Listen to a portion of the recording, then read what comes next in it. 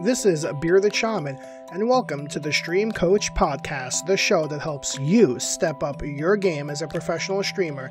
And now, here's your host. She once judged a cosplay contest at ESL New York, ashnichrist. Take it away, girl. Hello, streamers! Welcome back to the Stream Coach Podcast, where I teach you to pursue your dreams and learn to stream, but in podcast form, not really YouTube form. So that's really cool. I'm actually coming to you from my parents' house. I'm visiting family right now, and I'm really happy to go out and hang out with my friends. We're gonna go to lunch and just be around my family. And I think that's really cool about content creation, is that we're kind of able to do it on our own terms. And so it doesn't necessarily have to interrupt your life, but it can still be your job, right? Like, your life and your job are kind of intermixed, and there's a lot of freedom that comes with that. And one thing that allows us to have that freedom is our topic today, which is sponsorships. Okay, sponsorships are a really exciting topic for a lot of people. It's something a lot of people, especially you guys, are working towards. But there are a lot of misconceptions that kind of surround sponsorships. So today we're going to be talking to Tom, who is the partner manager at 𝐂𝐒𝐒, who I was actually recently affiliate relationship eyes, that doesn't make any sense, who I recently entered into an affiliate relationship with. And we'll talk about the difference between what a sponsorship is and what a product affiliate relationship is, as well as just like general information, how to reach out to sponsors, how to find your value, how to be confident in that value, how to have a good relationship with sponsors and be someone that they actually enjoy helping and growing with.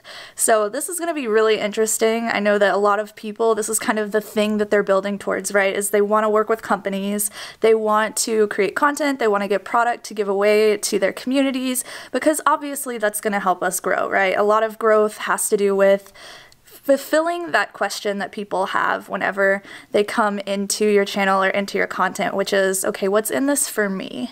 Okay, and a lot of times that can be what they're getting physically. Most of the time that's what they're getting, emotionally, but physically is definitely a part of it. Products are definitely a part of it. So Tom, also known as 𝐁𝐔𝐒𝐒, is going to teach us all about that relationship and how we can be creating better content and working with sponsors and just creating a more successful kind of symbiotic environment for everyone in the gaming community. I'll go ahead and let him take it away, and I'll see you guys after the interview.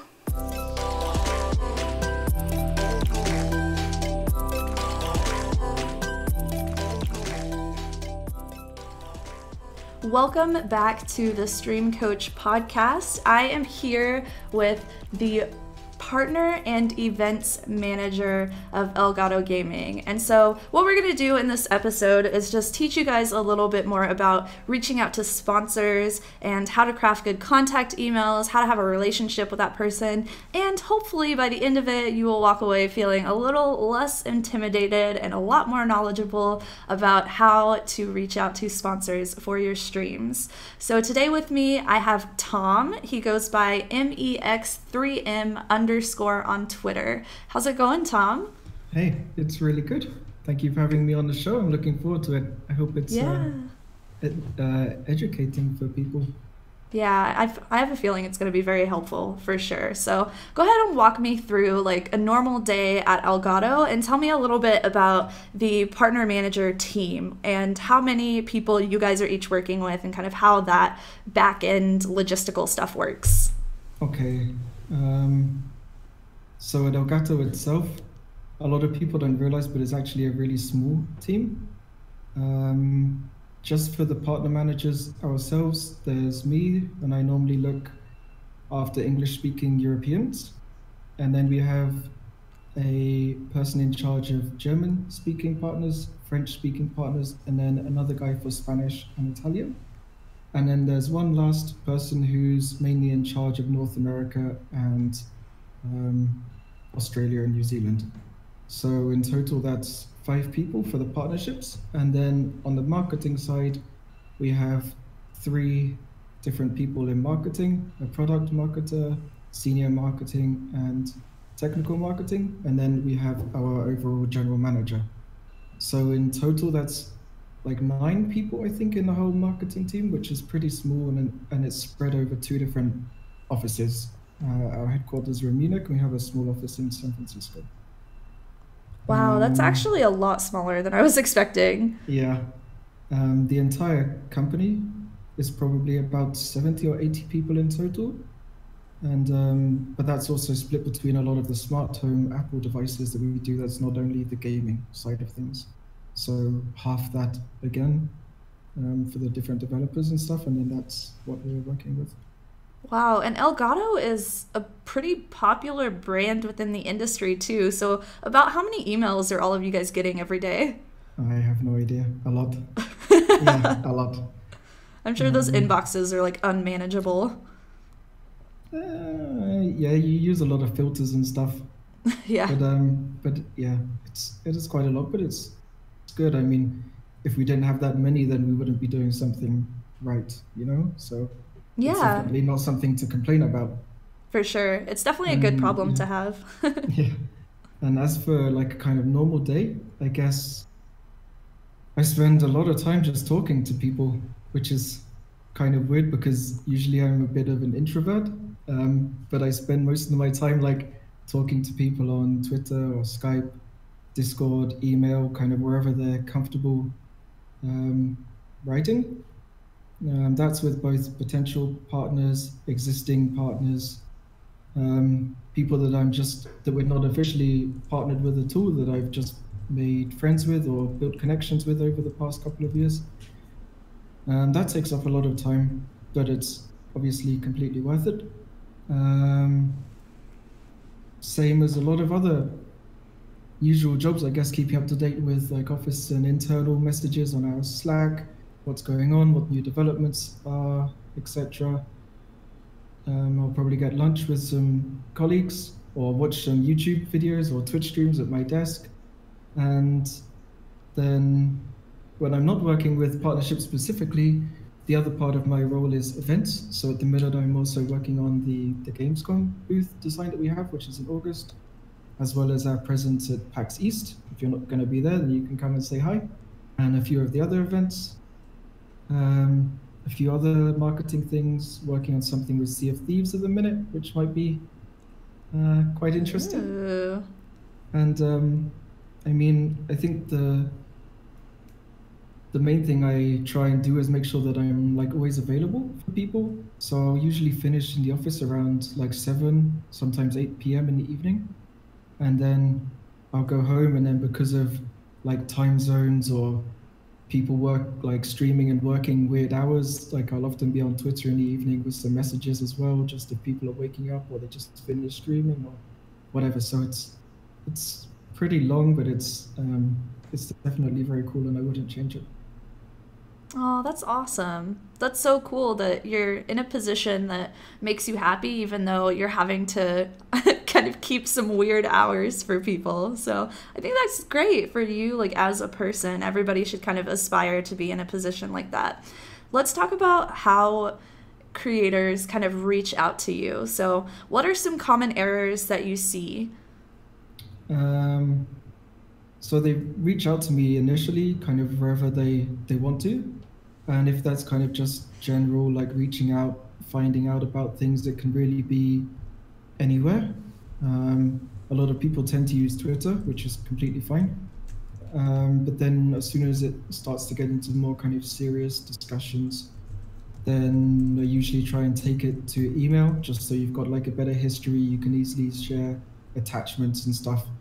Twitter's fine for like text, but for anything longer, or if you want to use proper formatting or whatever, then it really should be in email.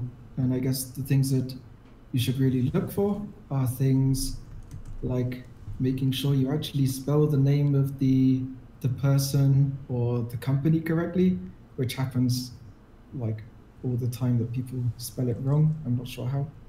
And I mean, that's like an instant turn off, right? If you don't even spell the name of the person or the company correctly, then it's like, well, okay, do you really care? Do you actually know who we are or whatever? And then what would be another point? If you use generic emails, like if you can obviously tell it's been like copy and pasted, I mean, that's not going to work either. When you get so many emails a day, you can instantly tell when it's just been copied or whatever. Yeah, like I said, use proper formatting. The presentation is important.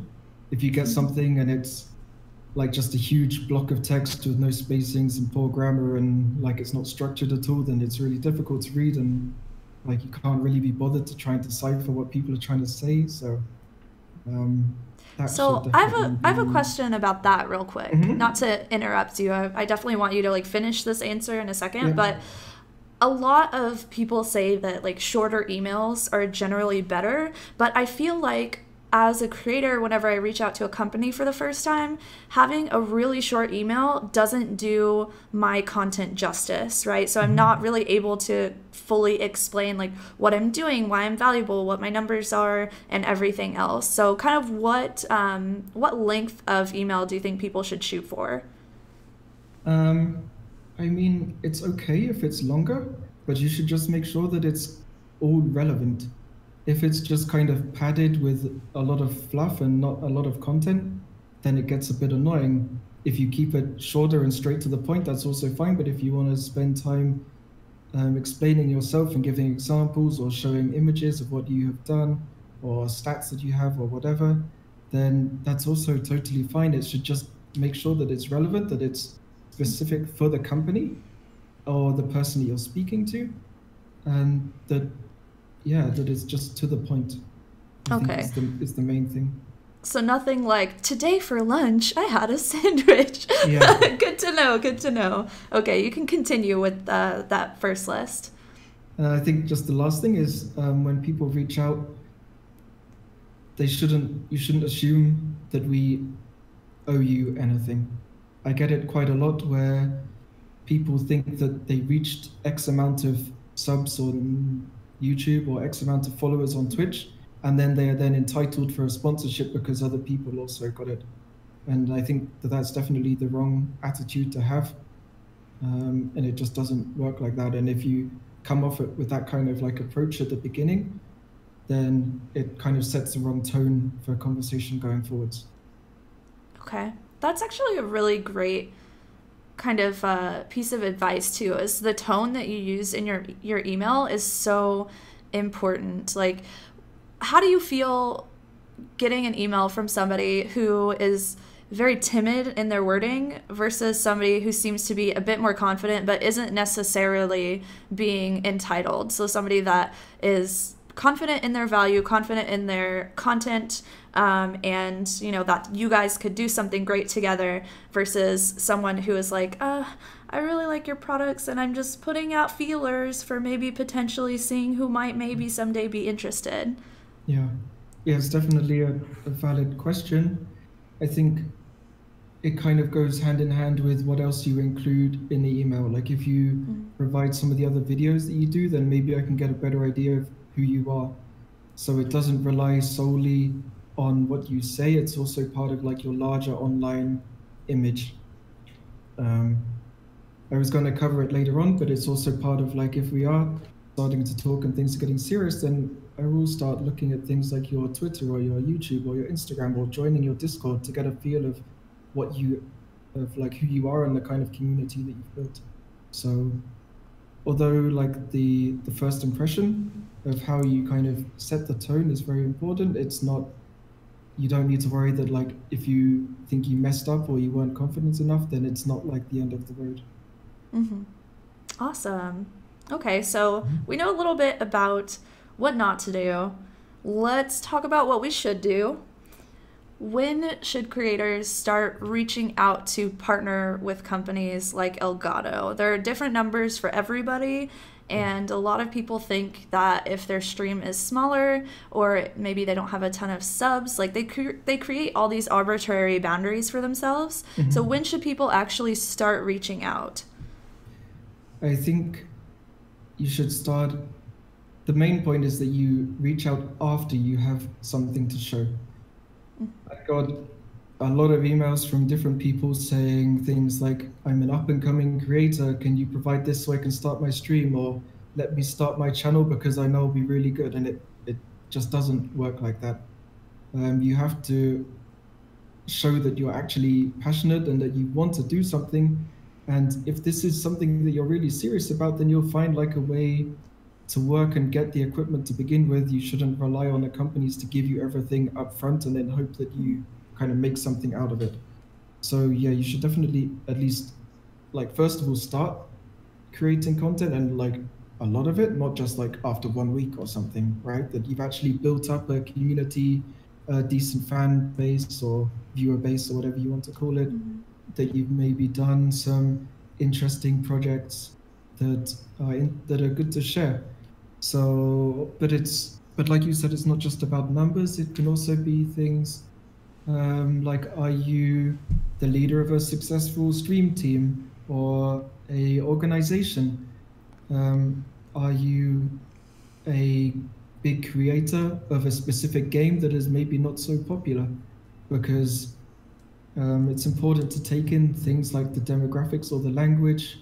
You can't compare someone that, for example, makes videos in Dutch to someone that makes videos in English, because you simply will never get the same amount of people watching it. So it's important that you understand the area that you're in, the content that you make, and that you compare it against the right people. Yeah, absolutely. And going back to size, you mentioned size isn't always a huge determining factor. I know a lot of people kind of feel that their streams are smaller, they don't have a super established community, but some people have extremely powerful streams and powerful loyal communities, even though they have smaller numbers. Yes. So can you kind of teach us about what goes into determining if someone would be a good fit for the Elgato Partner Program if they have smaller numbers? Yeah. So I briefly mentioned, but it's things like comparing yourself to channels that are actually relevant to you. If you are streaming The Sims, you're not going to get the same viewer numbers as someone that streams Fortnite, for example. The viewer base is just not there, so you should understand the audience that you are a part of, the communities that you're a part of, and you should also know like what your main selling points are by understanding the content that you make.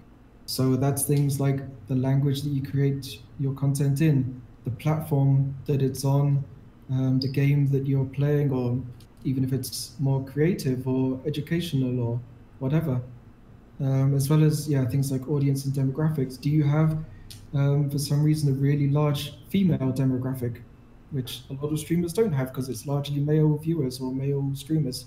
So if you have a lot of females, then that's also very interesting for a company, and it's not something that you should overlook. If you look at your numbers, perhaps you're one of the largest streamers of X game in Great Britain. And that's also something you can tell people, that you can share and be proud of. It's just about doing a little bit of research in your content, finding the parts that are strong, and making use of those numbers to show to people. And also, especially for our products, because they are pretty technical, it's not just like you plug in a mouse and it works. It's there's a lot of stuff. There's hardware configurations, software configurations, and often you need to troubleshoot some problems because that's just how technology is. So maybe you are very good with technology. Maybe you are very knowledgeable about how stuff works. If people ask you for advice about stuff like that as well, if you're often finding yourself giving people recommendations on what to buy or what to use, then that's also a good point, because for us, especially when it's so technical, we want to work with people that we feel we can really trust to promote and explain our products. Because if you kind of fall into this category of explaining something, you'll also end up being the person that they come to when you have problems. So if you tell someone to buy this and then they have a problem with it, they'll ask you why it doesn't work. So we want to make sure that people actually can respond to that, ideally. That's awesome. That's really good news for, I know a lot of people in my community for sure are like very tech oriented. They love new gear. They do love like Elgato for sure, but we're always talking like cameras and equipment and setups and lighting and just everything that goes into that. So for those people that might be a little bit smaller but are very tech oriented, they're going to be very happy to hear that. So let's talk about, you said that a creator should be able to identify their strengths and be able to communicate that to the company that they reach out to. So as a creator, like, how do we identify our strengths and how do we communicate them? I think it just goes back to an earlier point where it's just taking a look at some of your kind of back-end numbers, filtering through them, having a look at the kind of people that reply to your tweets or your posts, the kind of people that are in your Discord communities, and just getting a general idea of who it is that enjoys your content.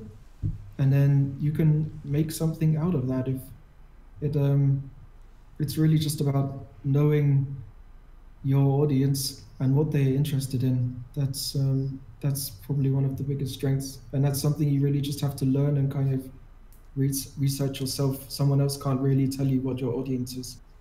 Yeah, it's definitely work that you have to do on your own, but there's so many great resources to be able to use that will help you figure that out. Like, you can go to analytics.twitter.com, and that is an extremely powerful resource that will show you your Twitter analytics. It'll actually break down like demographics, male and female, their age groups, which is pretty much basic information that you want to see on every platform, but it also goes into their interests. And so if you have a lot of men or a lot of women, say, that are, 24 to 35 that are following you that are interested in tech, then you know to talk about tech in a way that women in that demographic would be interested in, and that's going to make your tweets more powerful. And that's definitely an area that I feel like a lot of people have a lot of opportunity, but Twitch also does that for us as well. Like, we've got our dashboard, we've got our statistics, and we can definitely find out more about our audience through Twitch and through all of these different social platforms.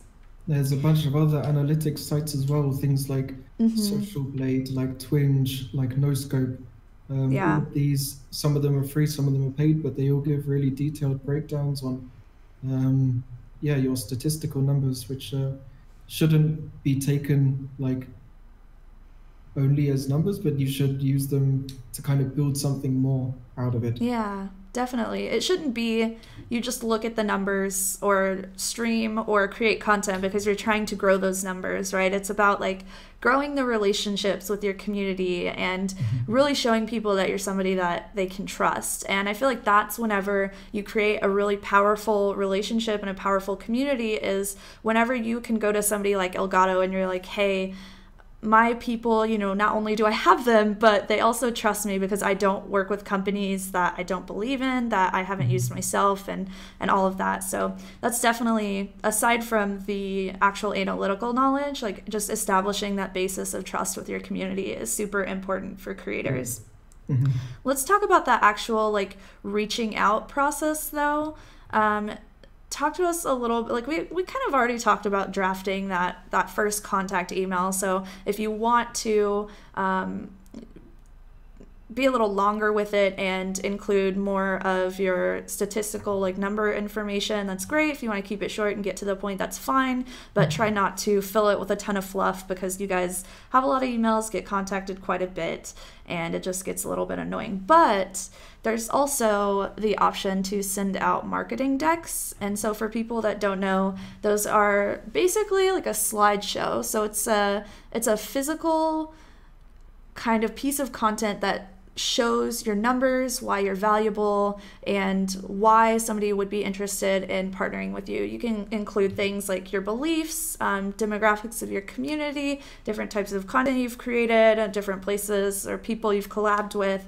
And it's a really easy way and beautiful way, to be honest, because it's very visual, but it's a really great way for companies to be able to kind of get a better sense for your content.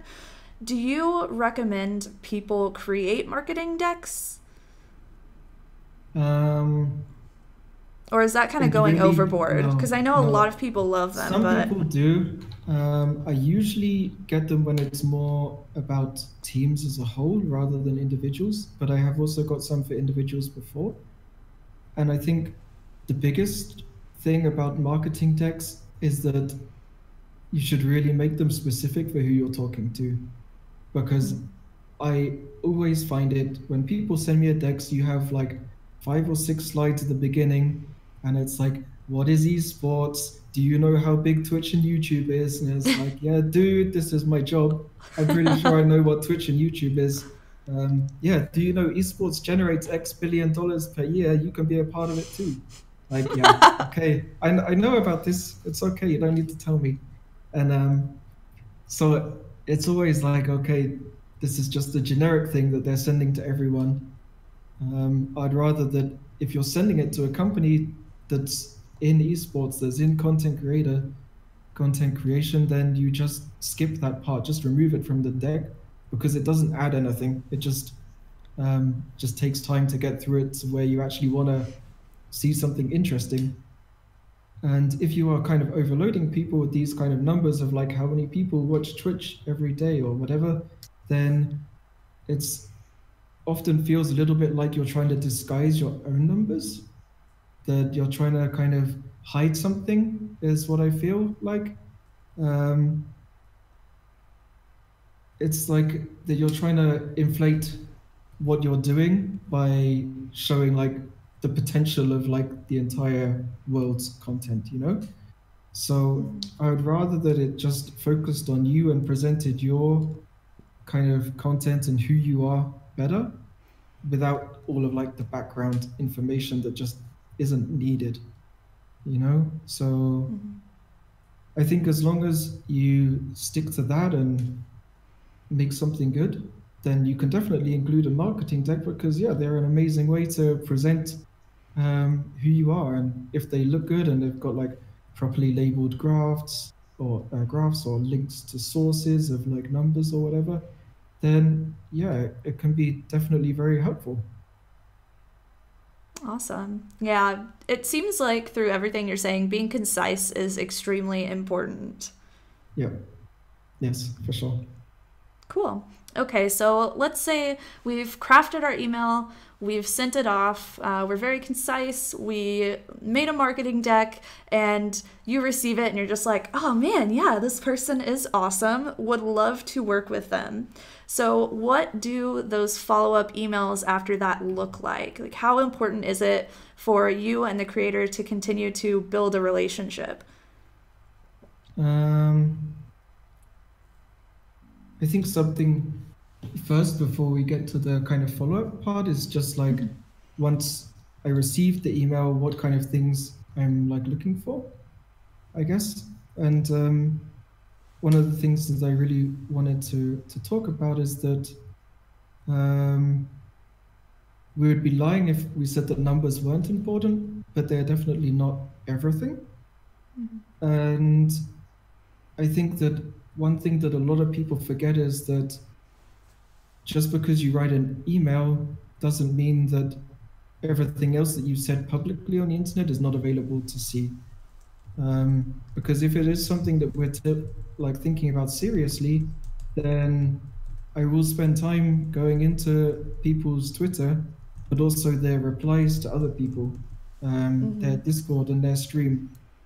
And quite a lot of times I've gone into people's replies and they've been having like arguments with other creators, or they've been like a bit abusive to others, and they kind of just assume that because it's like in the replies or it's not like a direct tweet that other people won't see it. And all of these things people do see, and they are publicly available. It's not like I'm trying to like hack my way into Twitter or something to find like proof that you've been like a nasty person or something. It's just looking at your replies. It's nothing difficult. Because it is, in the end, like a representation from both ends. You are representing us as much as we are representing you.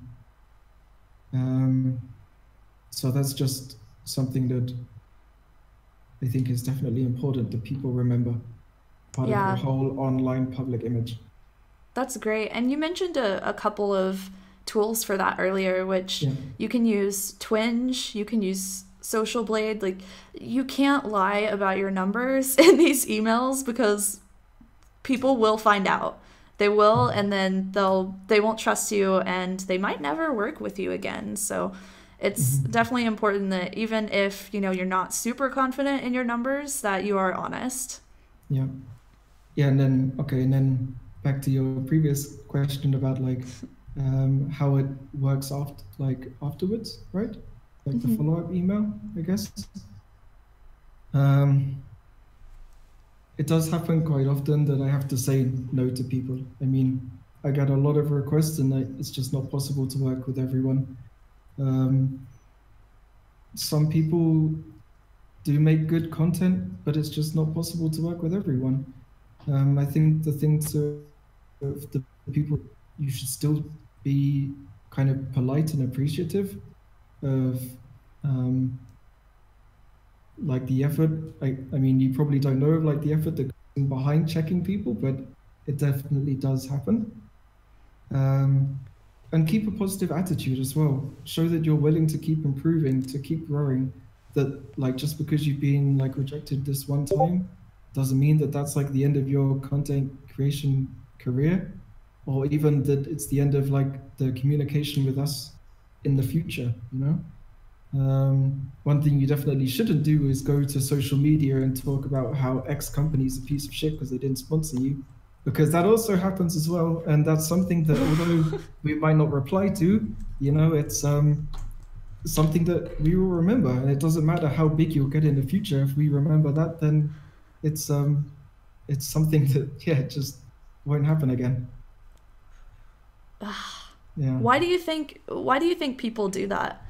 I think it comes back to an earlier point of feeling that they are a bit entitled, that they think that they deserve something, and sometimes it's just not possible to work with them, So it's like, sometimes you can be a great content creator and it's just a bit unlucky that this time we can't work with you. Maybe we don't have, if it's towards the end of the financial year, we don't have budget left for more financial partnerships. Maybe we've already just agreed to work with 4 or 5 product partners in the same community or area that you're in, and we don't think we need another one right now. It's it can be a number of things, but then like if you have this kind of attitude afterwards, then it's kind of confirmation for us that okay, maybe it was the right decision that this time we didn't like work with them. Yeah, absolutely. So you mentioned maybe it's just not the right time. When do you suggest people to reach back out, and how should they do that? I'd say a minimum of like 3 months at least. Okay. And then you can just come back again saying or just showing like how you've improved, how you've grown, what have you developed within your community or yourself. Have you worked with other companies and done something really successful with them?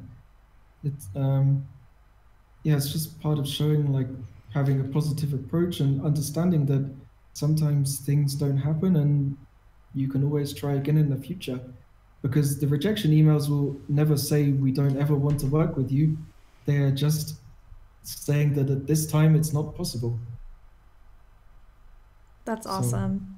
Yeah, that's really great information for a lot of people. I think that's going to be really reassuring. So do you have any other points that you really want to make sure that people understand about this process? I guess something to remember if you do end up getting partnered, how that kind of relationship works in the future, like how you can keep building on that, right? For me, I think the most important thing is that if you agreed to do something with someone, then you actually follow up and do it.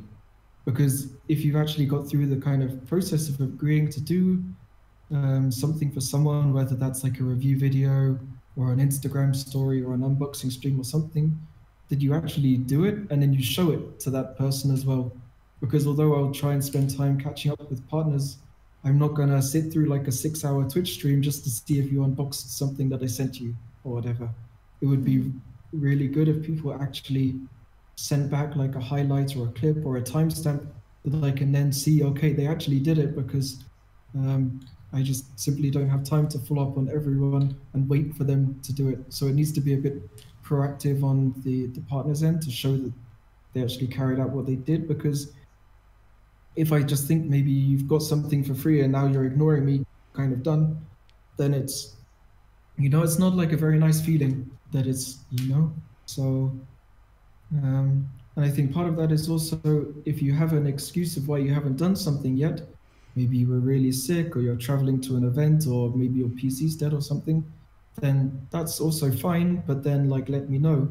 But then also don't keep dragging it out like weeks and weeks at a time, because in the end, like, it's like a teacher at school where you haven't done your homework. Every single excuse that you're telling me has already been heard. And at some point it's just going to lose interest, and that'll kind of like probably sour the relationship forever, So I think then if you have done everything and it's going well, you did what you agreed, then just continuing on, you should just be just genuine and friendly with the person and try and build up an actual relationship with them. Treat them the same as you would another content creator or a viewer or just anyone else that you're friends with, You don't always have to message someone just because you want something or just because you have a problem. It's also fine if you write to someone and say, oh, I'm really happy you sent this to me because it's really improved everything. It's, it's about, just about building up a positive relationship and enjoying being like in a partnership with someone. Because I mean, like at the end of the day, although some people just see it as like 𝐿𝐷𝐄𝐒 as a company or some other company, whatever, we are real people that work here with like our own goals and ambitions and our interests. And, it's nice when people actually talk to you as a person and make an effort to kind of, be friendly towards you as well. It's not like that I'm just sitting here with like a button in front of me, like the press to send a new product to you every time someone asks. It's something that you need to consider, that it's real people, the same as you are at the other end, and some compassion and kindness can go a long way. Absolutely. I love that. And I think that definitely humanizes the process a bit more. A lot of people feel intimidated about reaching out to sponsors because they just think it's all about the numbers. But to hear that it's human people making human decisions is very reassuring for a lot of people. So thank you so much for coming on the show today. I really appreciate your time and you giving everybody all of this information. This has been just absolutely amazing. Yeah, I hope it was useful for people. If you have other questions, feel free to write to me on Twitter or email or whatever. I'm trying to do my best.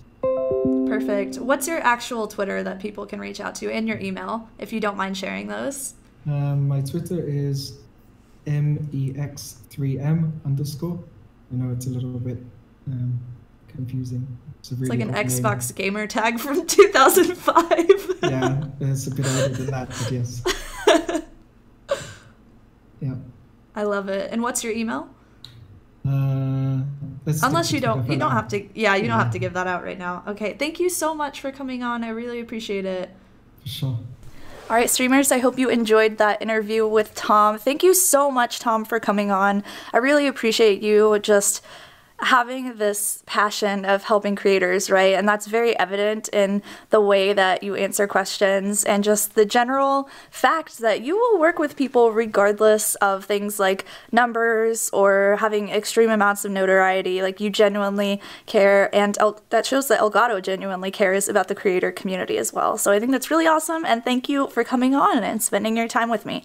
Now, if you guys enjoyed this podcast, there are a ton of other ways that you can learn more about this stuff, and one of those ways is through our Patreon. So the Patreon is it's still kind of being built. There are a lot of new features that are coming, but it is the #1 place that you can go if you really want to like join a community of creators that are linking arms and joining together and just helping each other get better at creating. And I love, love, love my patrons. Like, they are the most supportive, amazing people. There are going to be a lot of cool things coming. Like, right now I do one-on-one coaching. There is a monthly list of like articles that people need to be aware of with information that's super relevant for the content creation space.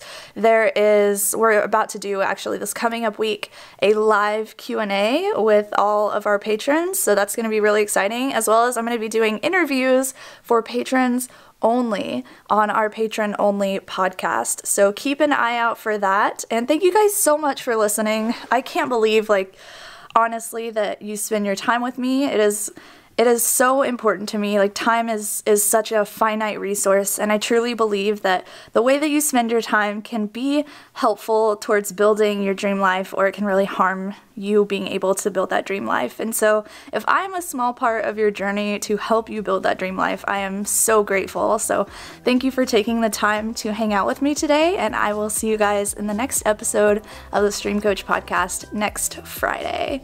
Bye! Thanks for listening to the Stream Coach podcast. See you next week.